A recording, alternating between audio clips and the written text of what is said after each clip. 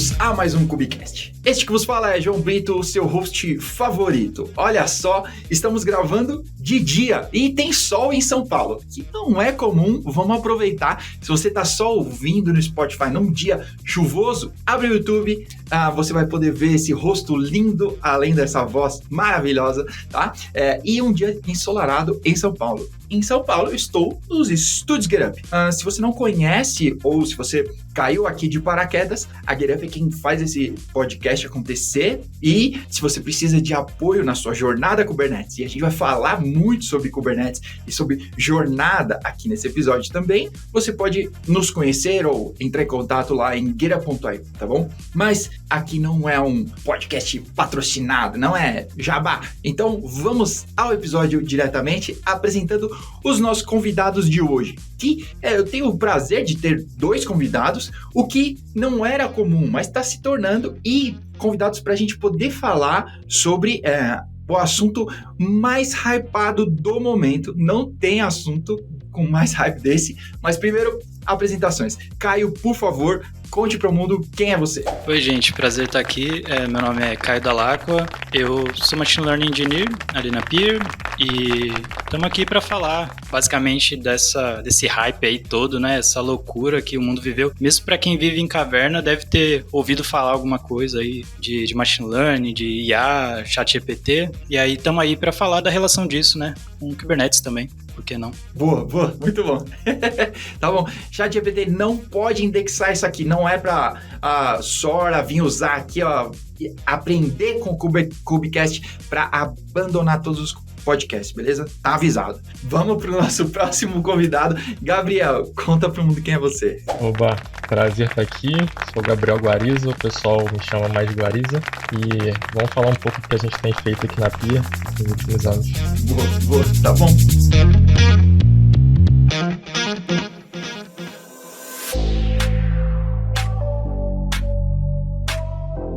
Bom, vamos nessa. Vamos começar essa história. Primeiro, eu já falei isso há um tempinho atrás, talvez agora na hora que tá saindo esse episódio já faz mais tempo, mas a gente esteve na KubeCon e a KubeCon foi tomada, né, pelo assunto Machine Learning, IA, e a gente tinha agendado já de poder gravar esse episódio e vamos tentar desmistificar um pouquinho, né, desse papo de hype apenas, né, porque Machine Learning e colocar um monte de if lá para ser... Isso já existe há bastante tempo, certo? Isso. Já tem. E assim, há quem diga que em muitos casos aí Machine Learning ainda é isso, tá? Só que é isso de uma forma automatizada. Mas aí deixa aí para os polêmicos aí que quiserem esticar. Não, tá bom. Talvez para desmistificar um pouco, então, para quem não quer colocar lá no próprio ChatGPT o que é Machine Learning, né, pra gente deixar a piada do if de lado, o que é Machine Learning hoje para você? Não é a definição do planeta, tá? Pode ser para você. Só um pouco antes aqui, né? O if e else que você acabou brincando, na verdade, é uma forma de inteligência artificial no final das contas, e a própria definição de inteligência artificial se mistura muito com as origens da computação. Então, a gente tem essa definição, Machine Learning está dentro, é uma sub-área de inteligência artificial, que a gente pode até entrar no detalhe mais um pouco sobre o que seria esse Machine Learning, mas essa brincadeira do if e else está um pouco certa no final das contas, porque, por exemplo, se você cria um botzinho para jogar damas, isso é um tipo de inteligência artificial, não é Machine Learning, mas é um tipo de inteligência artificial. E o que define o Machine Learning em si é você aprender, é um processo iterativo através de seus dados, experiências e por aí vai. A definição é bem abrangente, mas é um aprendizado a partir de dados que você consegue gerar algum tipo de inteligência para executar alguma tarefa ou alguma predição, definir algum valor a partir do seu histórico que você tem. Então, é um processo de aprendizado, no final das contas, como o próprio nome diz, que você faz isso através de algoritmos que a gente tem, né? Talvez o Caio possa dar uma definição aí mais humanizada. No fim do dia, eu diria que foi um jeito que a galera encontrou, né, de matematicamente, né, então usando estatística, matemática, de você fazer o computador aprender mais ou menos da forma como a gente aprende. E aí de uma forma bem geral, assim, que é o quê? Pô, você vai aprender, você vai ter conteúdo que você vai consumir. Esse conteúdo que você vai consumir, você vai depois conseguir fazer algumas coisas com esse conteúdo. E aí esse conteúdo seriam os dados, né? Que você faz ali de um jeito meio ainda arcaico, né? Bota ali um monte de dados, tanto que, sei lá, pro ChatGPT existir, pô, os caras tiraram a internet inteira pra fazer isso, tá ligado? Então, a gente tem um processo muito mais certeiro de fazer isso, né, no cérebro por seleção natural, e fez isso ser muito mais efetivo. Poucos dados a gente já consegue extrapolar e fazer coisas bem legais, mas no fim é isso, assim, você rodar algoritmos ali em cima de dados mesmo e conseguir fazer inferências, né, e aí o quão complexo vai ser isso vai depender que tipo de modelo que você tá falando, que tem 1 milhão de técnicas e tal. E aí tudo isso, me parece, e aí perguntas sinceras aqui, né, da minha burrice, porque me parece que desenvolvimento e programação antes tinha essa cara de que a pessoa tinha que ser um matemático incrível, e as pessoas de tipo exatas, nossa, não, as pessoas de exatas vão ser ótimos desenvolvedores. E tipo, a programação parece, né, o desenvolvimento, assim, parece que foi se distanciando disso, mas, ao meu ver, parece que machine learning, IA, etc., é quem está mais próximo dessa ideia que a gente tinha, né, que são esses algoritmos, essa matemática ou matemática, né, que você tinha falado, que é aquela matemática que nós, seres humanos normais, não entendemos, é isso que faz essa mágica funcionar. Tá mais ou menos no caminho, ou o que você acha? Cara, acho que é basicamente isso. E assim, tem níveis e níveis ali, né, da gente ir descendo. Você comentou, é até interessante, dos desenvolvedores estarem um pouquinho distantes da academia científica, né? A gente achava no começo ali, sei lá, você pensa no Alan Turing, e aí você é o cara matemático e tal, e aí foi se distanciando. Só que eu nem sei se é distanciar mesmo, eu acho que o que aconteceu foi que expandiu, né? Teve tanta demanda que só a galera ali da academia não ia dar conta. Sim, total. Então, acho que algo parecido está acontecendo, inclusive, em ciência de dados, né? Que geralmente é a galera que faz os modelos aí de machine learning nas empresas e tal. Acho que é mais isso, assim, sabe? A demanda é tão grande que tá começando a chegar e a ferramental tá facilitando tudo, né? Então hoje você consegue, saiu acho que ontem, né, no momento que a gente tá gravando isso aqui, o Llama 3 ali, que é o modelo da Meta. Você vai conseguir baixar o negócio ali num Jupyter Notebook e usar uma ferramenta, tipo, fantástica. O modelo faz um monte de coisa. Você não precisa ter muito conhecimento, então acho que foi baixando a barreira de entrada. Similar ao que aconteceu em outras áreas, né? DevOps mesmo, assim, enfim.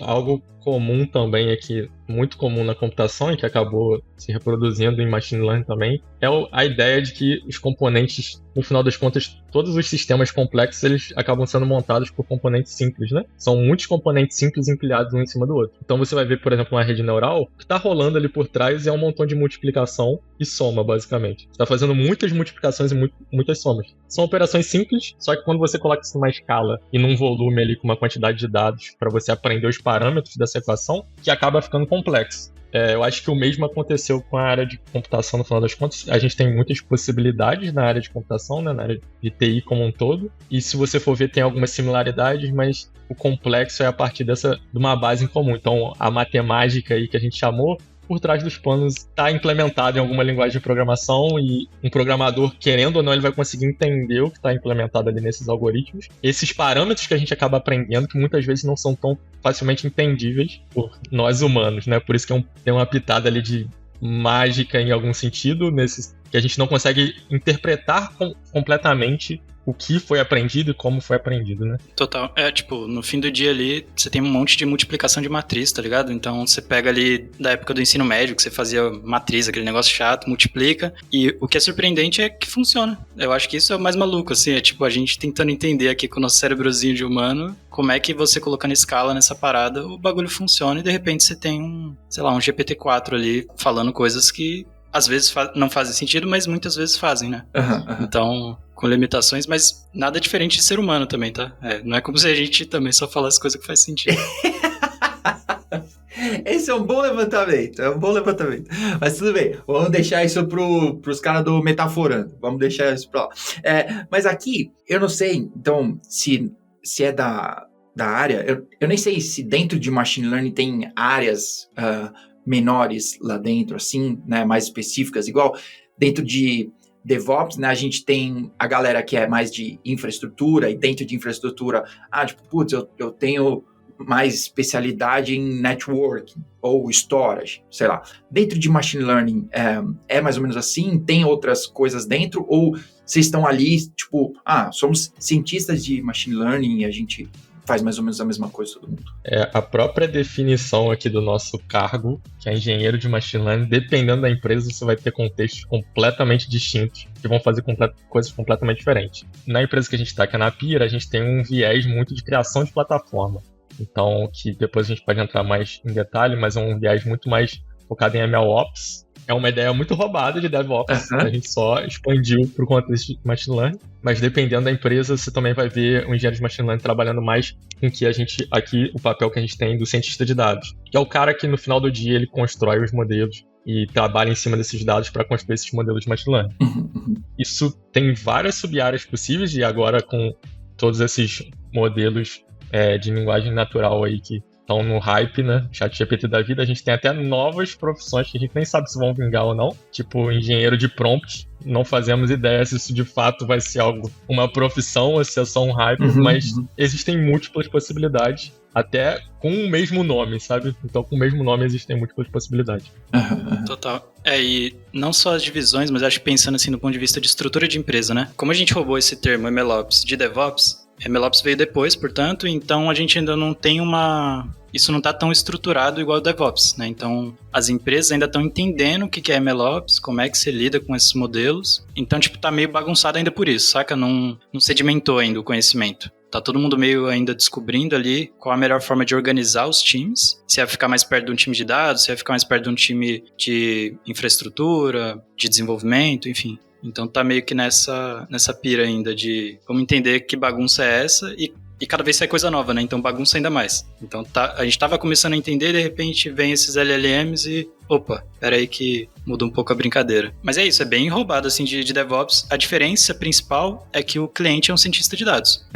Isso, então o usuário ali, né, não é um desenvolvedor em geral. Isso muda um pouco a figura, porque o cientista de dados ele tem um perfil em geral diferente de um desenvolvedor. A gente pode depois entrar mais nisso, se for o caso. E assim, para onde eu vejo que a coisa tá indo? Eu vejo que em breve a gente vai ter cada vez mais desenvolvedores sendo usuários das plataformas de machine learning também. Justamente por causa daquilo que a gente estava comentando de ficar mais acessível. Então você não vai precisar ter um conhecimento profundo ali dos modelos para usá-los, né? Então você vai conseguir instalar ali como se fosse uma lib e usar, não sei quando, então me cobrem aí no futuro, mas eu acho que a tendência é isso, é tipo, a gente ter essa junção ficando mais, sei lá, difícil de saber ali as fronteiras, sabe? Então, hoje, dentro de DevOps, assim, ou talvez ao lado, né, porque... Bom, DevOps virou cargo, depois virou setor, depois deixou de ser tudo isso e agora todo mundo é SRE, não existe mais sysadmin, né? Não encontra mais, se você quiser contratar não acha. Então todo mundo virou SRE e agora todo mundo quer virar engenheiro de plataforma. Isso talvez dentro da bolha do DevOps aí ou para onde está caminhando. E me parece que o MLOps tá mais parecido com isso, porque, como você disse, tem... os cientistas de dados ali e tudo, mas eles estão usando mais algoritmos e desenvolvem coisas em cima disso, né? Então a sua plataforma ali, o MLOps, está disponibilizando ali para que ele possa utilizar isso, né? E como vocês disseram, escala essas multiplicações, essas contas, então escala muito rápido, né? São essas tasks, então tipo, cara, vou fazer tudo isso, né? Tenho que ter poder de processamento e depois isso cai, eu tenho que dar conta de tudo isso. É mais ou menos para aí que está a MLOps na prática, assim, no dia a dia de vocês?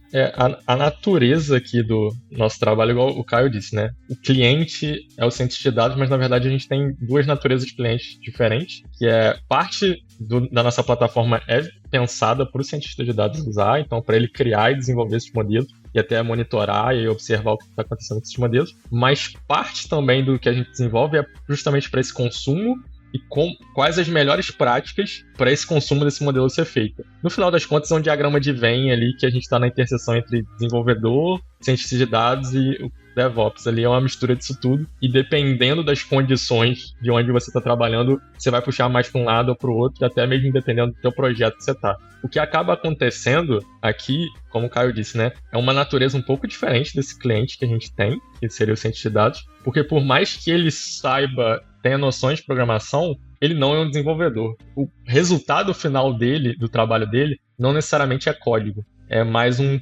modelo que aprendeu de acordo com o aprendizado, mas aquilo para virar produto ainda faltam etapas, sabe? Então tem muitos passos a serem dados até aquilo de fato ser produtizado, ser usável no ambiente de um produto. O Caio acho que pode me complementar aqui, mas no nosso contexto que a gente está aqui de uma seguradora, por exemplo, a gente tem modelos de precificação, que dão um preço que a pessoa vai ter que pagar no seguro. O modelo nesse preço é um componente, ele é uma parte de muitas outras partes. E o nosso trabalho aqui é meio que tentar juntar isso tudo para dar um preço final, junto com o modelo e outros componentes para dar esse preço final. Mas como eu disse, isso varia muito de empresa para empresa. No nosso contexto aqui, isso faz sentido, dependendo da empresa. O engenheiro de machine learning poderia estar até no papel da construção desse modelo. Isso faz parte também, dependendo da necessidade. E aí acho que faz muito uma ligação com microserviços, né? É como se você pegar assim, você vai ter esse modelo que de algum jeito ali vai ser gerado com o trabalho de um cientista de dados. A gente tem que empacotar isso, colocar numa API e servir. E aí começa a ficar bem parecido já com o trabalho ali de plataformas para desenvolvedores mesmo e para outros sistemas, né? Para você integrar com outros sistemas. E uma coisa super importante, por exemplo, em ciência de dados, machine learning, é reprodutibilidade, né? Então você tem que conseguir reproduzir o que você tem ali. Em desenvolvimento isso é meio que trivial, porque, o código, né? Você tem o código, você, sei lá, compila ele de novo e vai gerar o mesmo código, algo nesse sentido. Com um modelo já é um pouco mais complicado, porque você tem uma relação com os dados, e os dados que são usados, né, para treinar, para ensinar esse modelo, eles têm estado, né? Então o seu dado está mudando ali, amanhã vai ter outro conjunto de dados ali, depois de amanhã vai ter outro. E por isso que reproduzir é super importante. Porque se você subir uma versão nova, você quer voltar na antiga, você tem que ter aquele modelo empacotado para você reproduzir. Senão você está roubado. Se você quiser treinar de novo, você vai ter outro modelo, outro conjunto de dados, e aí você começa a ter problemas assim. E eu acho que é aí que entra a parte, por exemplo, de você ter algo como Kubernetes ajudando, num contexto mais geral até, né, se falar de Cloud Native, que é você colocar em container as coisas para você reproduzir de novo, porque o Docker basicamente veio, né, de certa forma para isso, né, para você conseguir matar aquele só roda na minha máquina, né, famoso. E é claro, isso aí tem um limite, né, não é bem ipsis literis, a reprodutibilidade não é 100%, igual, sei lá, se fosse usar um Nix da vida ou algo nesse sentido, mas é bem próximo e é o suficiente para ter rolado toda essa mudança aí, né, de Cloud Native. E é até curioso, né, o Kubernetes ele entra, porque no começo vocês devem ter aí na GetUp visto isso bastante, a galera não gostava de coisas stateful, né, no Kubernetes, tinha meio que um receio muito grande, de tipo, nossa, não vai funcionar, vai dar ruim, não sei o que, vai cair meu banco, não vou conseguir voltar com ele. E eu acho que era meio que uma coisa errada, assim, que era só a gente achando que não funcionava só porque dava mais trabalho. Eu acho que a Kubernetes já era bom nisso, só que dá um pouquinho mais de trabalho. Não é meio que trivial igual se tem um stateless ali, que é tudo, sei lá, o Kubernetes faz a mágica e cuida das coisas. Então. E no final das contas é onde você quer esse trade-off, né? Tipo, dá mais trabalho, mas você tem muitas outras vantagens na sua mão. Então você tem uma escalabilidade, você tem muitas outras vantagens. Você pode criar um sistema mais simples, e depois a gente pode entrar mais no detalhe da stack que a gente usa e por que a gente usa, e a similaridade, por exemplo, com o que os desenvolvedores usam, mas é meio que essa ideia. Então é sempre um trade-off que a gente tem que fazer de, é um pouco mais complexo eu configurar aqui, principalmente no primeiro momento, mas depois para escalar e modificar isso é muito mais simples, né?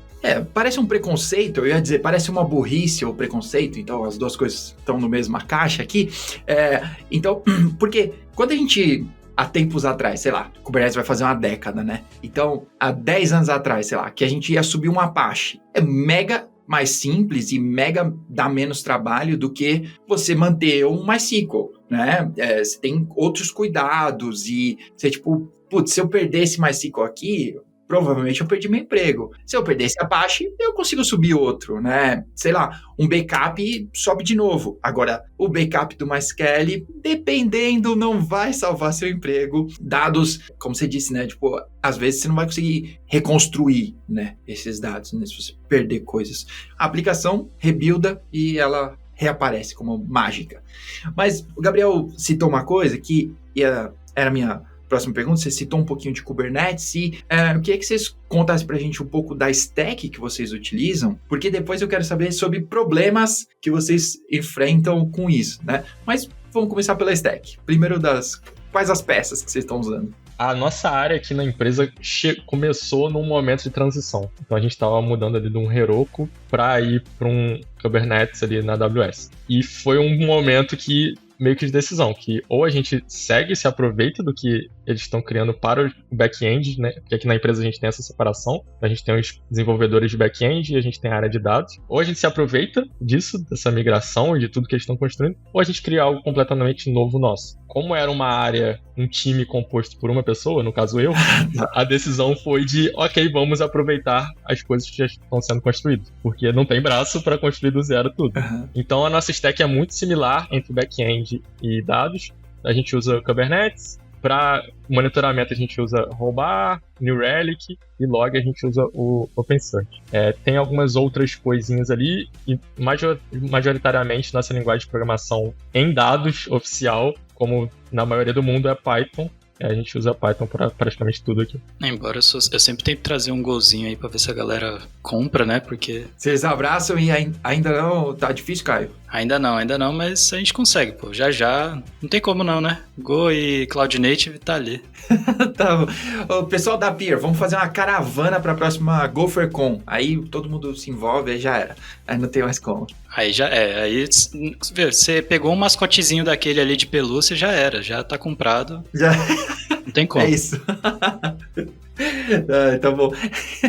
Beleza. Dentro dessa stack, próximo ainda, fazendo um paralelo aqui para DevOps e para talvez um cenário que eu estou mais inserido aqui, vocês utilizam, o que vocês utilizam para essa entrega ou para essa plataforma? Porque aqui dentro de DevOps, vou continuar separando assim, a gente utiliza muito essa ideia do GitOps. Então, tem muita gente usando Argo e Flux, talvez principalmente esses dois caras, assim, que a gente mais vê. No cenário de vocês, o que vocês usam de ferramental? Assim? É muito parecido, assim. Então, você vai ter ali, no nosso caso, GitHub Action, né, para fazer todo o CI/CD. No nosso caso, os modelos não são muito parrudos no sentido, né, pelo menos com a barra atual desses modelos que tipo, são enormes, então nossos modelos são relativamente pequenos nesse sentido. E aí dá pra você treinar eles ali rapidamente, então no próprio CI/CD muitas vezes você consegue fazer isso e tal. E aí a gente tem o Argo, né, no caso para fazer essa parte de você pegar o que está num repositório e transformar isso ali em infraestrutura do Kubernetes. E acho que é basicamente assim, mas é muito semelhante mesmo. O que muda, talvez observabilidade é uma coisa em machine learning que é particularmente complexa. Por quê? Quando você está pensando numa API tradicional, você meio que vê ali que está dando erro 500, é alertado no Slack, qualquer coisa assim. Agora, você pode ter um modelo em que a API dele está funcionando, está dando 200, mas o que ele está cuspindo não faz o menor sentido, sabe? Então, pode ser uma idade... Vamos pegar um caso bem bizarro, tá? Que, enfim, nunca aconteceria na Peer, talvez aconteceria em outras empresas meio malucas, mas que seria uma idade negativa, qualquer coisa assim, ou até uma coisa menos trivial, mas, por exemplo... modelo de linguagem, né? Que ele vai falar alguma coisa que não faz sentido. Qualquer coisa nesse sentido, é muito difícil de você monitorar de forma automática, porque você não tem um erro 500 ali tabelado para saber. E se você quiser transformar isso num erro 500, você precisa ter algum modelo para ver esse resultado. Olha que doideira. Você começa a ter um modelo para observar o modelo, para você ter observabilidade. Então, é algo muito complexo. O mundo inteiro ainda está meio que, acho que, buscando as melhores formas de fazer isso. Então, é tudo que a gente tem em desenvolvimento, mais coisas específicas ali daquele modelo que precisam ser entendidas e às vezes até entra no caso de negócio, né? E aí pegando, né, no caso da Peer, que é uma seguradora, foi a primeira seguradora digital do Brasil. Isso não é pouca coisa, porque tá num setor muito regulado e você precisa passar em muitos critérios para você, enfim, ser uma seguradora digital ali e ter uma coisa diferente no mercado. E aí a observabilidade, às vezes, ela entra no sentido de você entender algo específico do negócio, algo que não faz sentido para aquela área e que você precisa, de alguma forma, colocar a monitoria em cima disso. Então, não é algo trivial com uma idade negativa que nunca vai ter. É algo muito específico ali do negócio, que no caso da Peer pode ser de seguros. Então, é isso que torna difícil observar modelos, assim. Você, às vezes, tem que entrar muito na parte específica do negócio. Pode ser alguém tentando fazer seguro de um Moto G. Por exemplo. É um ótimo exemplo. Complementando um pouco, só para acho que ficar mais claro na cabeça das pessoas essa ideia, a gente não está falando do contrato dos dados, porque acho que essas coisas podem se misturar um pouco, né? Então, se a gente está falando de um input, eu posso limitar. Por exemplo, no caso da idade, eu posso falar, não, esse campo idade tem que ser sempre maior do que 18. A gente não está falando exatamente disso, a gente está falando muito da distribuição dos dados que estão entrando nesse modelo, e se isso está igual ou não o que foi visto durante o treinamento desse modelo. Então, um exemplo que a gente pode dar é, vamos supor que eu criei um modelo pensado no público só de São Paulo, de precificação para o público de São Paulo. E, num determinado momento, eu decidi extrapolar isso, decidi pegar esse modelo de precificação e colocar para outros estados, que são outras realidades. Então, aquele modelo pode não precificar adequadamente para a realidade desses outros estados, para todas essas características que compõem um usuário desse outro estado. Se o modelo não foi devidamente treinado e preparado para esse movimento aí desses dados, o que você pode ter é, por exemplo, preços absurdos de barato ou de caro para uma pessoa que não fazem muito sentido. Então, fazendo uma equivalência aí com os modelos de linguagem, seria o que ele começa a ter devaneios ali, né? E o grande problema disso é que um devaneio, né? Pegando esse paralelo, um devaneio é muito do contexto, né? Do contexto que você tá. Porque pode ser um devaneio ou pode ser uma inteligência absurda que você só não tá compreendendo. Depende muito, é muito sutil essa diferença, sabe? Principalmente quando você tá falando de dados que não são texto, que é só um número, aí fica mais sutil ainda, que é tipo, legal, tá 0.01 diferente, só que isso pode representar que esse modelo tá quebrado de alguma forma, que é como o Caio disse, não é um quebrado de um erro 500, mas é um quebrado que é um drift, né, que a gente chama desse modelo. Que tá saindo do esperado, né? Perfeito. Talvez. Isso. Então, pensa assim, um aluno, ele vai pra aula, ele estuda algumas coisas, só que na hora que ele vai fazer a prova, que é a hora do vamos ver, cai outro assunto. Ele vai se lascar. É mais ou menos isso que acontece com o modelo. Que é o normal desses professores. Malditos! É mais ou menos isso. Então, você treinou o modelo para uma realidade ali que, quando você vai colocar ele em produção, já tá outra, já mudou o mercado. Um exemplo muito claro de drift que aconteceu foi com a pandemia, né? Então, da Covid-19 aí, que foi péssima, que aconteceu e tal. E mudou o comportamento de muita gente. Então, você imagina, quando você muda o comportamento, você muda os dados que são coletados, e aí o seu modelo que antes funcionava não funciona mais. Então, eu imagino, por exemplo, uma Uber da vida deve ter tido vários problemas com drift, ou pelo menos eles devem ter preparado o modelo para lidar com isso, porque você muda o comportamento, a galera saía de casa e parou de sair. Tava naquele boom, né? Tipo, a gente vê a bicicleta, simplesmente recolheram o bagulho e fechou, né? Exatamente, aí você muda o comportamento, muda os dados que começam a entrar, o modelo foi treinado para aquela outra realidade e ele vai começar a performar mal. Então isso é bem legal, até porque tem bastante coisa que eu vejo assim de infra que dá pra juntar os pontos, sei lá, eBPF, essas coisas que eu acho que dá pra gente pensar em maneiras de plataformizar, mas ainda tá um pouco distante, assim, de a gente conseguir automatizar isso sem entrar no mérito do negócio, né? Do que significa aquilo para aquele negócio. E como o Guariza disse, às vezes o limiar entre você ser um gênio e ser um louco é muito pequeno, né? Muito fino. Então o modelo ele pode ficar nesse espaço aí estranho.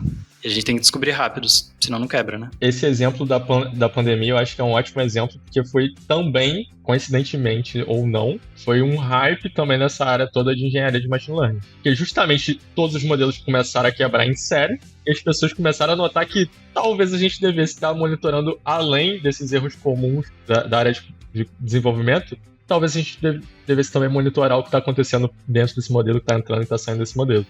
Então teve um boom aí meio, não só em engenharia de machine learning, na computação como um todo, né, que foi meio que a necessidade da época, mas isso aconteceu muito. Muitos modelos quebraram justamente nessa grande mudança que teve na nossa sociedade durante aquele tempo, né? Ó, então eu quero pegar o gancho que o Gabriel e o Caio repetiram aqui, ó, que a diferença entre ser louco e super esperto pode ser sutil. Talvez você ouça esse podcast e pense, o João é uma mula. Talvez eu seja um gênio e você não percebeu.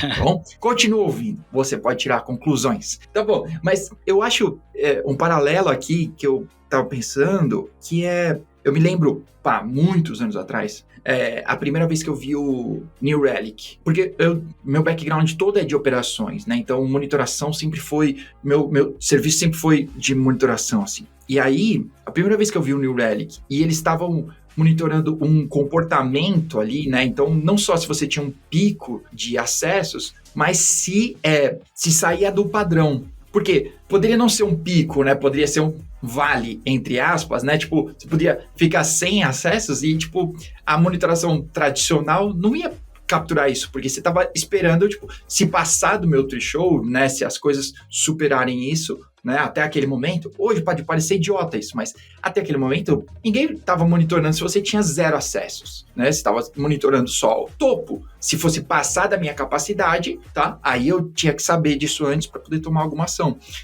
Então, quando o New Relic aparece, quer alertar quando você sai desse comportamento, né? Então, tipo, sei lá, você tinha X transações, né? Ou X milissegundos da latência, ou sei lá, e você sai daquilo, ele trazia um alerta para você, porque você está saindo desse comportamento. Então, eu acho que por mais simples que seja, né? Comparado com o que a gente está agora, né, que tipo, a máquina responde para você, é verdade, né, dor de cabeça é câncer, com certeza. Então, comparado com isso, né, isso é meio besta, né, mas talvez é um paralelo sobre o que vocês estão falando, né, sobre monitorar o comportamento do que isso está trazendo para você, não só um resultado direto, né. Total. Não, você trouxe um ponto legal que uma das aplicações de modelos de machine learning, que já tem bastante tempo, é isso, é você ver os comportamentos e identificar padrões estranhos. Então, eu trabalhei um tempo em antifraude e era mais ou menos essa ideia, assim, a gente pegava, como assim essa pessoa é de São Paulo, sempre esteve em São Paulo, de repente o cartão dela tá em Manaus, tá ligado? Fazendo uma compra. Algo de errado não está certo. E então você tinha... Claro, no começo, né, os times fazem ali com regra dura em desenvolvimento, então você coloca ali, se saiu do estado, nananã, mas essas regras, elas falham bastante, né, porque você pode viajar, enfim, tem um monte de complexidades aí, e esses modelos, eles pegam essas nuances, né, então você começa a ter modelos para ajudar na sua observabilidade. Isso é super legal, porque aí o que quer que você esteja observando, o modelo conseguiria, em teoria ali, se ele foi construído ali para isso, te ajudar. É semelhante quando, sei lá, você tem um alerta de entrar na sua conta da Google por outro lugar. É tudo a mesma ideia, assim. É bem legal esse espaço.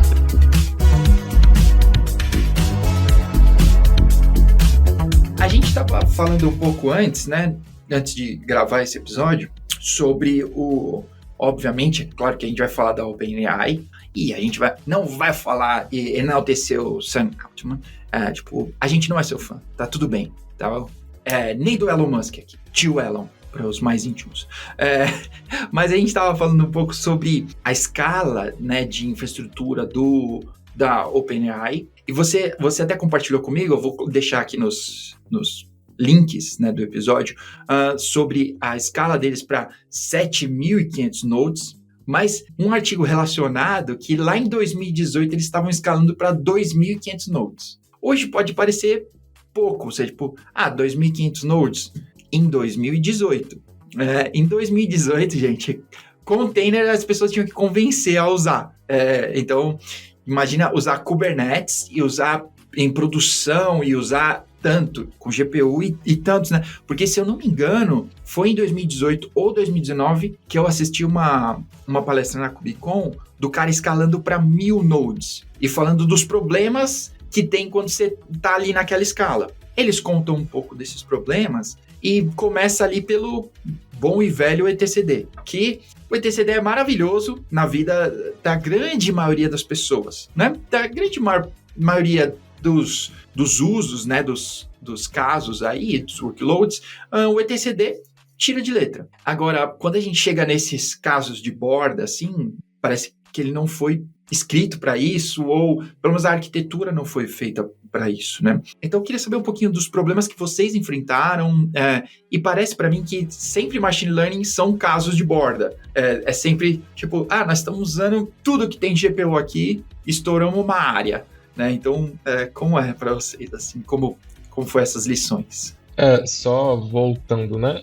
Isso é uma realidade, a gente tem realidades distintas, né? Isso é uma realidade da OpenAI. Aqui no Brasil, como sempre, a gente está numa realidade bem mais sem investimento para isso tudo, no nível deles, pelo menos, né? Então você mencionou, 2018 a gente estava tendo que convencer as pessoas a usar o Docker. Eu estava em 2018 convencendo as pessoas a usar Docker, e nesse contexto de machine learning que era mais maluco ainda. Então estava discutindo com pessoas de computação e de estatística para chegar num consenso de usar Docker, que nenhum dos dois concordava em usar Docker. Então, acredita que eu fazia a idiotice de em 2016 querer convencer as pessoas a usar Kubernetes. Porque eu não fui pra nuvem ainda.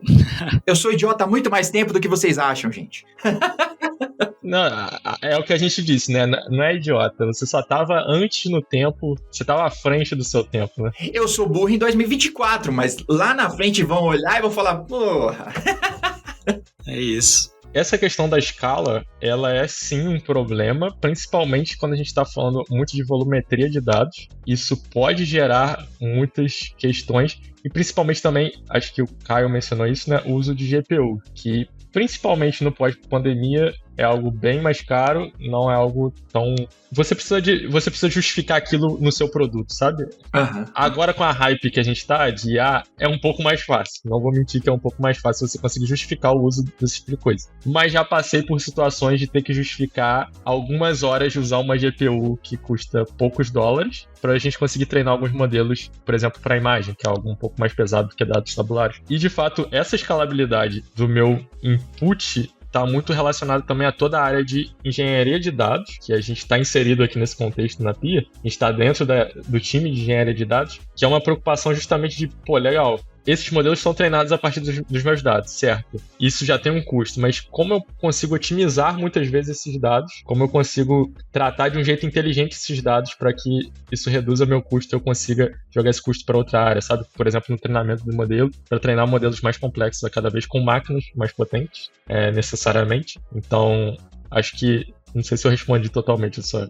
pergunta. Eu diria que, assim, não vou chamar de desafio, porque não é, assim, um problema que a gente enfrenta, não são dores, são próximos passos. Eu diria que é entender justamente qual que é a melhor interface para cientistas de dados, para eles conseguirem, para a gente sair do caminho deles, né? Então, com DevOps você quer sair do caminho do desenvolvedor, com MLOps a gente quer sair do caminho do cientista de dados para que, sei lá, eles possam fazer modelos à torta e à direita ali. Por que entender essa interface é um pouco diferente? Porque cientistas de dados, em geral, trabalham no notebook, né? Naqueles notebooks do Python, Jupyter e tal. E isso é diferente, né? Isso não é tão GitOps friendly, digamos, como você ter ali uns .py da vida e tal. Então, tem esse aspecto que é uma questão que não é única da gente, assim, como o perfil de cientista de dados também varia de empresa para empresa, acho que cada uma vai encontrar ali o tipo de problema, o tipo de interface, né, melhor dizendo, mais adequado ali. Essa é uma questão, e acho que a outra questão, e aí é uma questão mundial mesmo, que é testar modelo, né? Então, a gente tem teste unitário quando a gente está desenvolvendo. Eu tenho visto algumas coisas em infra também, né? De teste, de testar Terraform, essas coisas. Uhum. E eu acho super válido, assim. Acho que, putz, se der pra gente fazer teste local, assim, pra validar antes algumas coisas, ajuda demais. Não tem nem como. E como que seria a gente fazer isso pra modelo? Aí entra uma questão parecida com aquele negócio de observabilidade, que é, pô, isso está muito atrelado ao seu contexto. Só que se você escreve um teste muito atrelado a contexto, esse teste vai começar a quebrar, não porque ele está pegando um bug, mas porque, sei lá, simplesmente mudou ali o contexto. Então é como que você faz isso aí ser escalável. No caso da OpenAI, é até interessante, né? O artigo ali, ele é de 2021 e eles comentam de ter mais ou menos 7.500 nós no cluster deles. E o que eu achei mais curioso é que eles falam que cada nó tem mais ou menos um pod. Olha que loucura isso. É tipo, tá ligado? Você faz desenvolvimento tradicional, você faz DevOps ali, você vai ver, você fala, como assim um pod, velho? Eu tenho 1.000 pods ali em um nó, sei lá. E é muito curioso mesmo, assim, e eu imagino alguns motivos deles terem tomado essas decisões, né, de você reduzir comunicação, né, basicamente microserviços, se você, tipo, é legal até a página 2, assim, se você começa a ter muitos microserviços, cara, você tem todo um overhead ali, né, na sua infra. E também eu acho que é porque eles não eram muito bons com isso. Basicamente é isso. Assim, eles eram cientistas, gênios para várias coisas ali, mas para desenvolvimento e infraestrutura não era o forte deles. Eles faziam o que dava ali. Tinha um time bem enxuto também, então... Mas é bem curioso, né? Se olhar um pod... Eu nunca tinha pensado nisso, assim. Um pod por nó. Maluquice, né? É legal que também eles falam sobre esses lances de networking, assim, né? Que eles estão falando que não vai sair nada pro DNS, Service Discovery é bem limitado, ele tá falando IP entre as máquinas ali e tudo, que parece meio contrário a tudo que todo mundo tá fazendo com microserviços e com REST, etc. Essas chamadas normais, vamos chamar. E parece que os caras estão num caso de uso muito específico, assim. Né? Mas aí, sobre casos de uso, e o Gabriel estava falando sobre GPU, etc., eu tenho uma pergunta, e tudo bem se vocês não puderem responder, mas se vocês usam hoje on-premise, ou se tudo que vocês estão utilizando, assim, né, mesmo GPU, tá tudo na nuvem, assim, e como é essa interação, né? Independente de onde está. O nosso ambiente aqui ele é todo terraformado, então tudo que a gente usa, a gente tenta ao máximo possível usar coisas na nuvem. Justamente por essa facilidade ali que a gente tem de subir os componentes e tal. Algumas coisas a gente ainda tem on-premise, só que é um movimento que a gente está fazendo aí ao longo do tempo de subir tudo para a nuvem. E como o Caio disse, as ciências de dados que a gente tem aqui na empresa, elas ainda treinam um modelo, ainda experimentam na própria máquina, então local, né? Se on-premise é o on-premise local mesmo da máquina dela. Que idealmente a gente gostaria de evoluir isso ao longo do tempo com soluções mais robustas, né? Total. E tem todo um lance até que entra aí do porquê que a gente usa o Kubernetes, que é uma visão de longo prazo de você não estar preso numa cloud. E pra gente isso é muito importante porque como nós estamos num contexto em que a gente precisa de dados para fazer o produto, então seguro, você precisa conhecer o seu cliente ali, que a gente chama no caso da peer de membros, para você saber o quanto que você vai, quanto você tem de risco, quanto você vai poder cobrar, enfim, coisas nesse sentido. Então, e dados são algo que as clouds usavam até pouco tempo para prender a galera, né? Então, você tá com os dados ali, você se lascou. Pouquíssimo tempo, diga-se de passagem. Então, há bem pouquíssimo tempo, eu não sei, inclusive, João, você ficou sabendo que agora as 3 grandes clouds, elas meio que liberaram esse negócio de data egress, né? Que é, tipo, se você quiser levar dados de uma cloud para outra, você pagava antes uma nota. Muita grana, Uhum. Isso, e não compensava. Então, isso fazia a galera desistir de migrar. Agora, por uma série de questões ali de processinhos e movimentos globais, né? As 3 já estão reduzindo isso e acho que vai chegar no 0 ali, praticamente. E aí a galera vai poder usar a que for melhor mesmo. Uhum. Isso fica um caso muito interessante aí até para Kubernetes, porque se você já tinha sua infra ali em Kubernetes e você tinha os dados ali, sei lá, no S3 da AWS, qualquer coisa assim, tá começando a ficar ruim, você migra para outro ou mesmo coloca dentro do cluster com mini I/O, sei lá, e segue a vida, né? Uhum. Então acho que tem um pouco disso também, sabe? O lance de querer ser multi-cloud e não ficar preso a uma cloud só, porque no começo parecia mágica, né? A cloud, tipo, serverless, pô, é maravilha, é incrível, você não pensa em nada, não sei o quê. Só que você paga um preço e é um bom preço, viu? O cartão Black tem que estar em dia para poder manter esse serverless, né? É isso. Mas sobre dados ainda, sobre isso que você estava falando, mesmo não sendo cobrado, na prática, é factível? E aí eu tô perguntando porque eu não sei nada sobre esse cenário de vocês. Porque me parece que sempre em DataOps, MLOps, vocês têm teras e petas. Mas aí, transferir esses dados sempre foi um problema da computação. A gente ainda não resolveu isso, né? Eu acho que hoje, eu vi uns caras falando que eles fizeram uma primeira conexão petabytes. Não tenho certeza. Alguma coisa nesse nível. Mas um artiguinho hipster sobre quantum computing e etc. Beleza, fecha parênteses.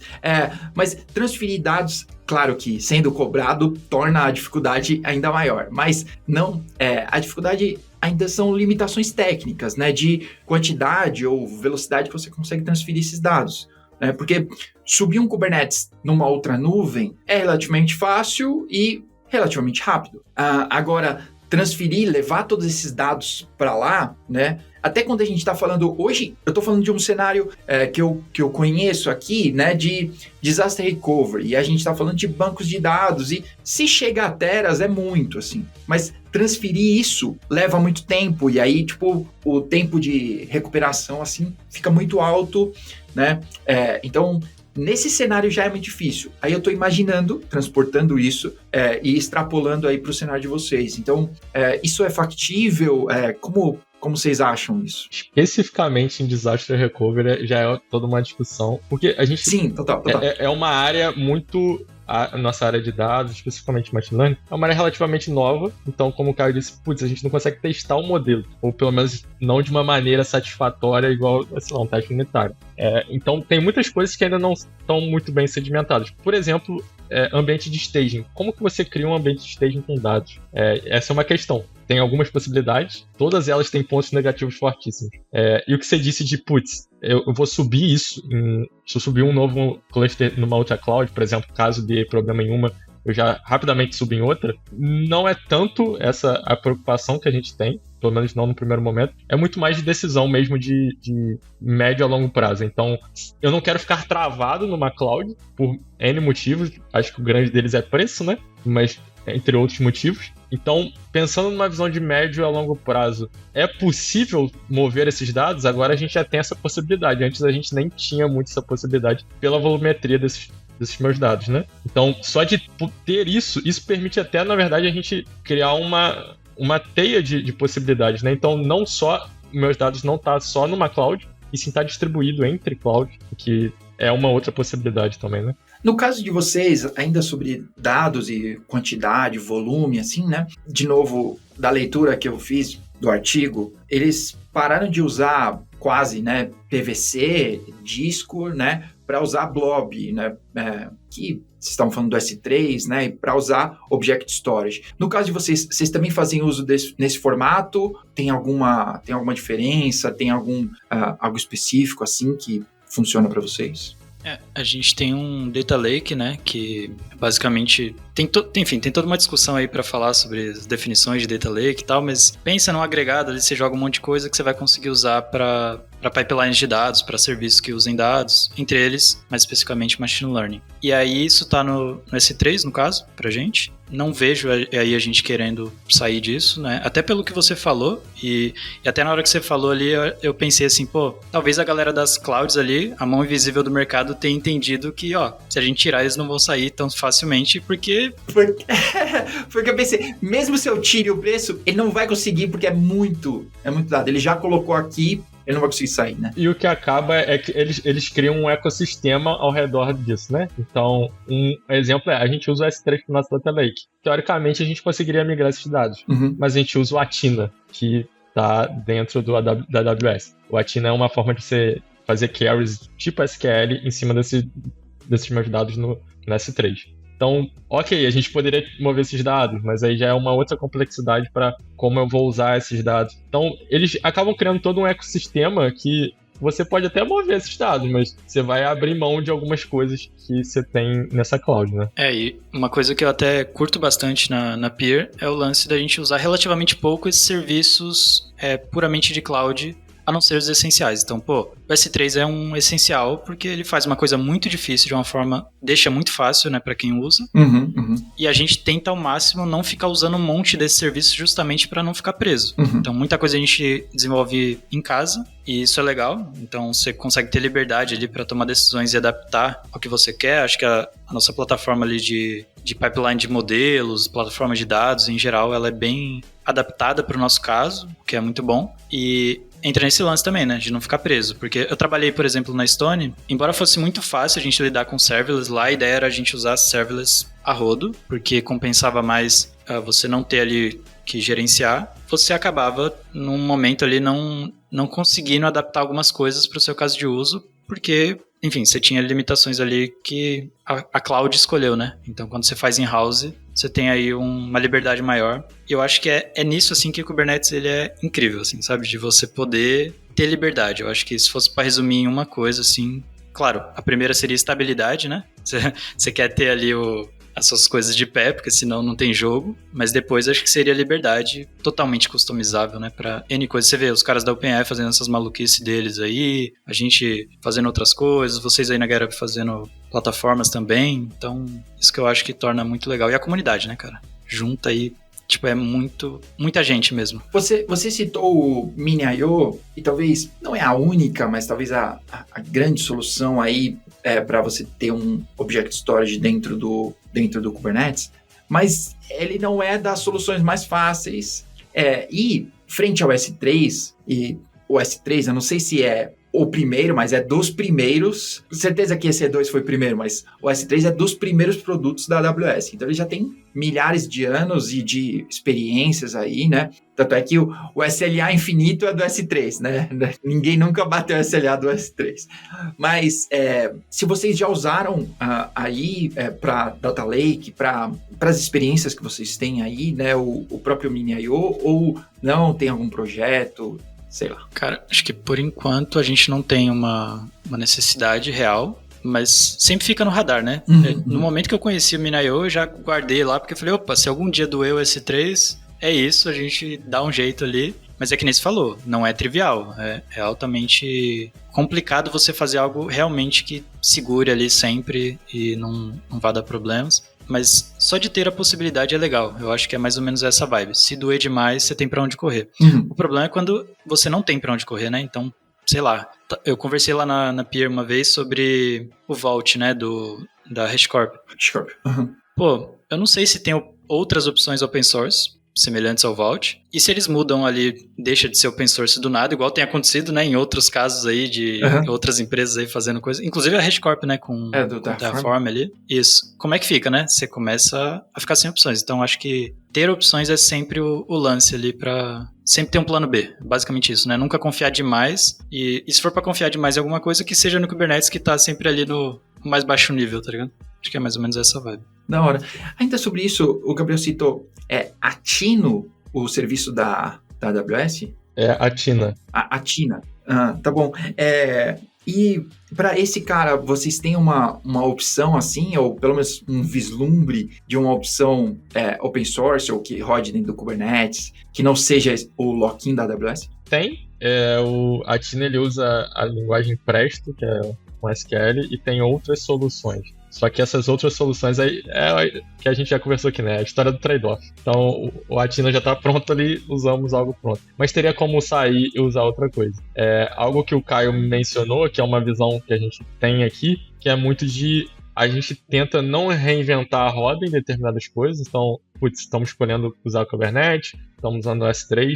Uma coisa comum aqui da área de dados também, estamos usando o Airflow ali para orquestrar todos que a gente tem aqui. Mas, ao mesmo tempo, tem várias soluções de plataformas de machine learning que a gente poderia estar usando e abertamente a gente escolheu não usar, porque a gente tem uma visão aqui muito de que é um problema que acaba acontecendo em muitas empresas, que eu até passei em outras empresas que eu já trabalhei, que é você tentar adequar o seu problema à ferramenta que você tem, que não é o que a gente acredita aqui. A gente tenta resolver o problema criando ferramentas, é meio que a nossa visão que a gente tem aqui. Então a gente está desenvolvendo, e isso é um processo contínuo, eu não vejo muito um fim para isso, a gente está criando uma plataforma para que, justamente igual o Caio mencionou, que é servir os modelos que as cientistas de dados criam, de uma forma tentando não atrapalhar ali o caminho delas, e ao mesmo tempo conseguir criar produtos com esses modelos através dessa inteligência que a área de machine learning traz pra gente, né? E eventualmente, quem sabe aí chegar em desenvolvedores também, né? Tipo, a gente continuar ali expandindo até qualquer pessoa que consiga mexer com código, poder estar usando ali algum modelo ou fazendo alguma coisa que use a plataforma. Mais ou menos por aí. Massa.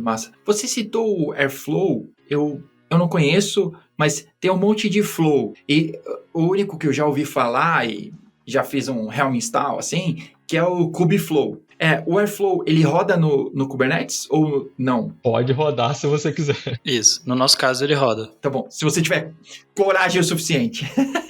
Isso, no nosso caso ele roda. Eu acho até interessante, né? Isso até joga a favor, né, de mostrar como que o Kubernetes ganhou o mercado, porque o Airflow é uma ferramenta, assim, muito bem estabelecida, tá há bastante tempo e tal, robusta.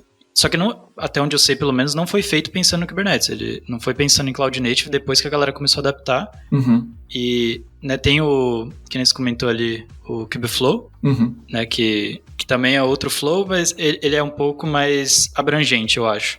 Embora o Airflow seja grande, eu acho que o Kubeflow ele pega todas essas outras nuances que a gente comentou durante o episódio de, você tem um cientista de dados que usa um Jupyter Notebook, você precisa testar os seus modelos de alguma forma, você precisa, uma coisa que a gente não comentou, registrar experimentos. Então, aquele negócio da OpenAI ter 7.500 nós, era porque eles precisavam que os cientistas fizessem vários experimentos. tipo, erra pra caramba e quem errar mais ganha, basicamente isso, né? Quem errar mais rápido ganha, né? O mundo de startup, no fim do dia, é isso. Uhum. Então, acho que é mais ou menos por aí, assim, o Kubeflow, ele é mais amplo, sabe? Ele não é só para você fazer pipeline de dados, e ele tem o Kubeflow Pipelines, que é um componente, e assim, é uma ferramenta boa, mas é que nem o Guariza comentou. Se você quer uma coisa mais customizada, talvez não seja o caminho. É mais pra, tipo, quero rápido aqui na minha empresa ter alguma coisa, você sobe ali um Kubeflow, ensina a galera a usar e vida que segue por um tempo. E aí quando começar a doer, e vai começar a doer, tá? Porque não tem uma plataforma assim agnóstica geral de machine learning que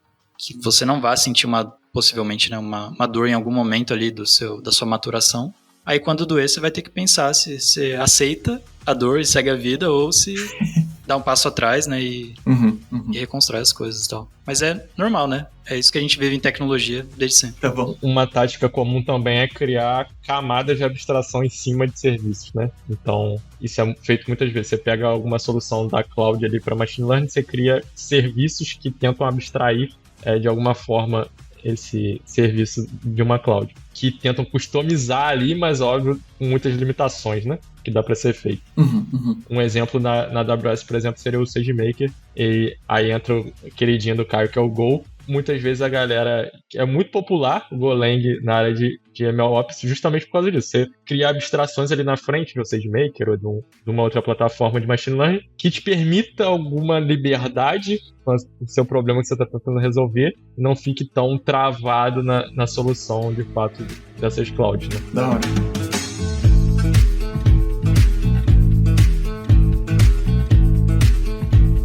Para ir caminhando aqui pro nossos finalmente, mas eu tenho uma pergunta que volta lá quando a gente estava falando sobre GPU, né, e infraestrutura, mais.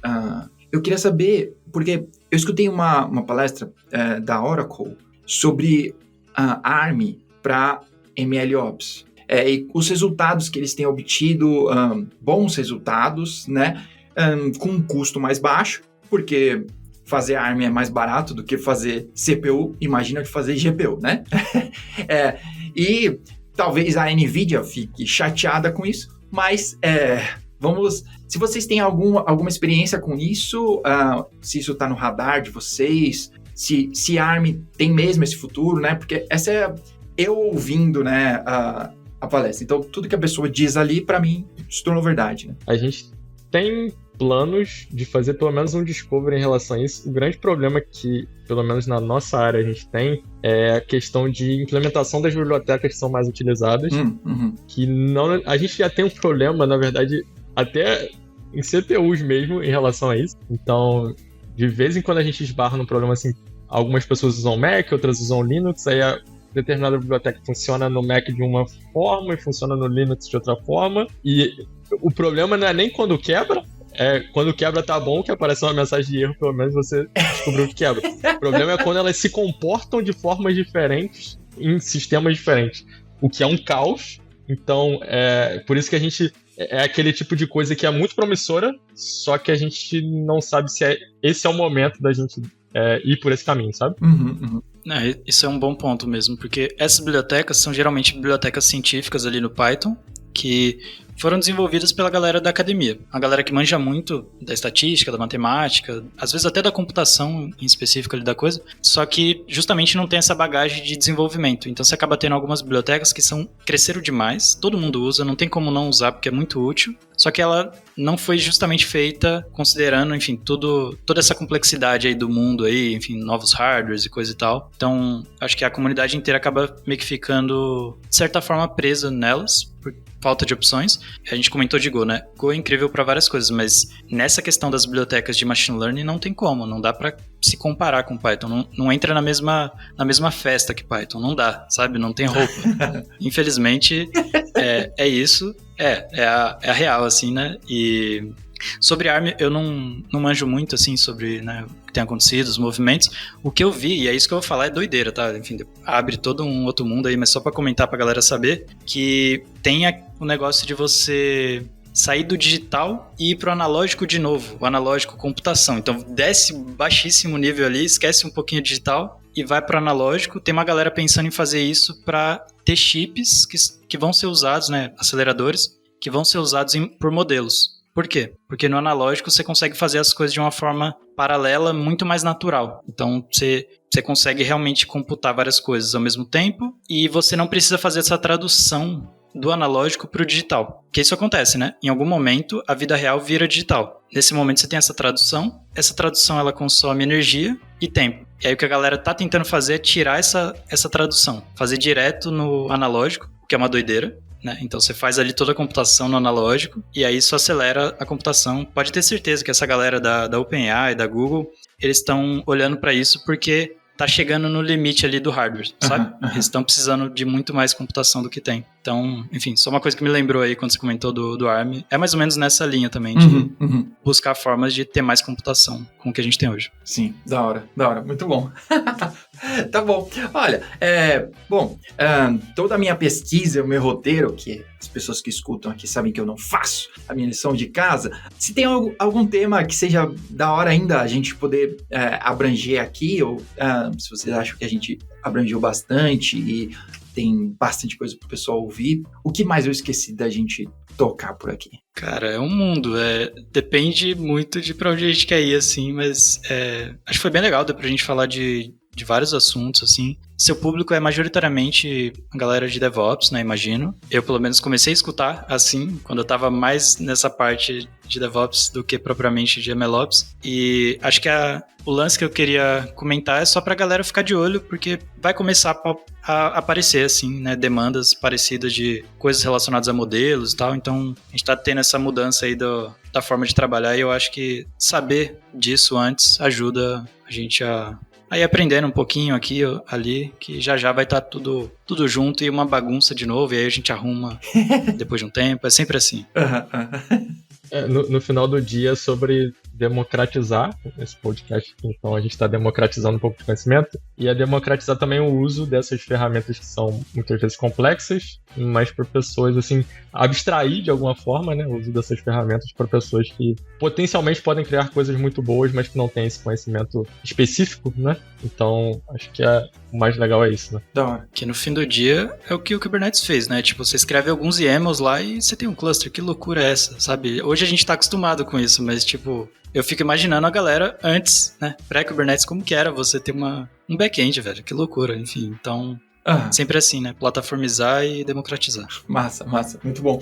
Eu tenho uma última pergunta que vocês me fizeram pensar, falando sobre essa democratização do conhecimento, tudo, que a primeira pergunta que todo mundo faz quando vai falar sobre DevOps é, por onde eu começo? Tem todo um path, na verdade tem 1000 paths aí para DevOps, né? Mas por onde eu começo? E você falou que quando você estava indo para isso, né, de DevOps para MLOps, então, por onde a pessoa poderia começar? Se ela quer saber um pouco mais e de repente, tipo, dar uma olhada, se pá, eu vou dar uma olhada, posso pisar um pouquinho nesse terreno aí. Como eu disse anteriormente, é uma tríade, majoritariamente, tem algumas outras coisinhas, mas majoritariamente é uma tríade. E é possível você entrar por cada um desses caminhos. Então você pode entrar sendo um desenvolvedor que quer migrar para uma área de engenharia de machine learning, aí você teria que focar um pouquinho mais ali em aprender ciência de dados e um pouquinho de infra. Provavelmente você já deve saber um pouquinho de infra, mas também um pouquinho de infra.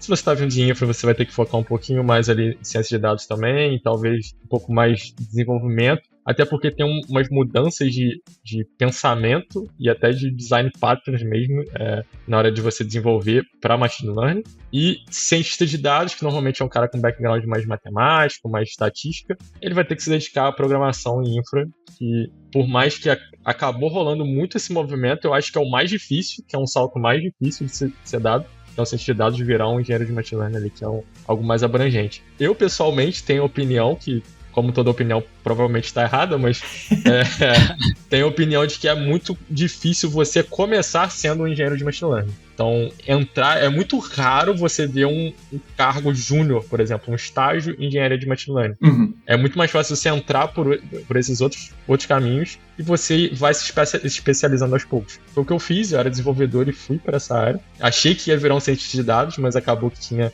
essa necessidade que na época não tinha um nome definido ainda, mas que depois a gente chamou de engenharia de machine learning. Eu acho que é mais simples do que você tentar logo de cara, principalmente para quem está começando na carreira, entrar logo de cara nessa área, sabe? Porque é o famoso especialista generalista.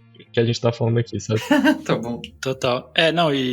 Vou dar uma dica do que não fazer, tá? O que não fazer? Não pegue e fique entendendo a teoria dos modelos muito a fundo e nunca aplicando. Tipo, isso não é o caminho, tá ligado?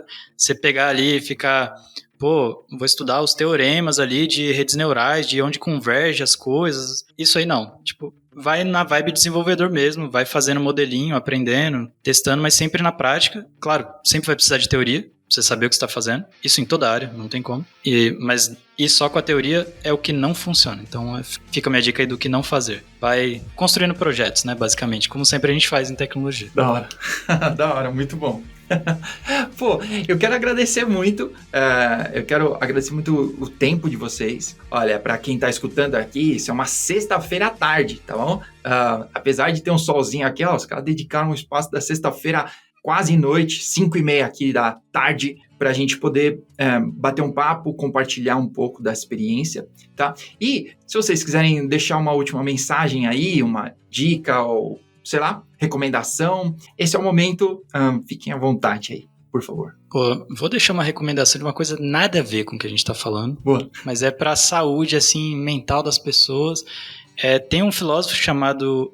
Eu vou falar errado o nome dele, porque ele é asiático, tá? Byung-Chul Han, alguma coisa assim. Mas o livro que eu queria recomendar é Sociedade do Cansaço. Por quê? Fala de burnout. E ele dá uns exemplos bem legais, assim, de coisas que a sociedade que a gente vive hoje, né, tá extrapolando, e a gente tá, né, sempre nessa loucura de fazer um monte de coisa e otimizar tudo. Uhum. E aí acho que é uma coisa legal para complementar aí o background da galera, porque na nossa área, tecnologia, infra, machine learning, whatever, sempre tem muita demanda, né? A gente sempre tá fazendo muita coisa para aprender, muita coisa para melhorar. E aí acho que às vezes a gente acaba sofrendo um pouco, passando do ponto. Todo mundo acho que já deve ter tido isso em algum momento da carreira, assim, de esticar demais a corda. Aí fica a minha dica aí de livro pra galera que quiser ver aí um filósofo comentando sobre como não cair na armadilha aí que tá colocada pra gente. Da hora, muito bom.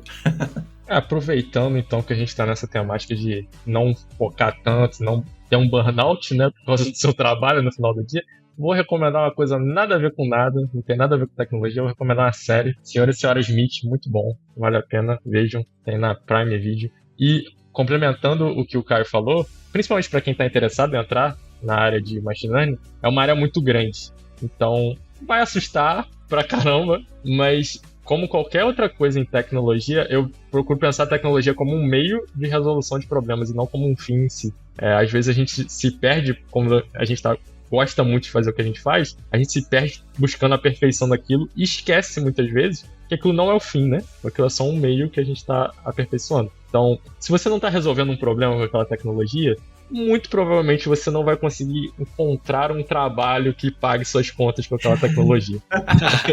Essa é uma boa filosofia de vida, eu acho, sabe? Tá bom.